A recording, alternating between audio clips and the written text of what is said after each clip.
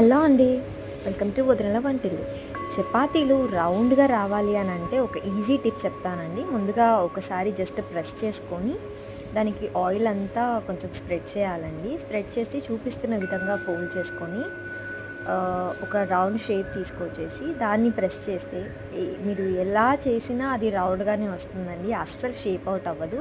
And చాలా సాఫ్ట్‌గా, స్మూత్‌గా వస్తాయండి. ఇలా ట్రై చేసి చూడండి. అండ్ బాగొస్తే నాకు కమెంట్ చేయండి. Thank you.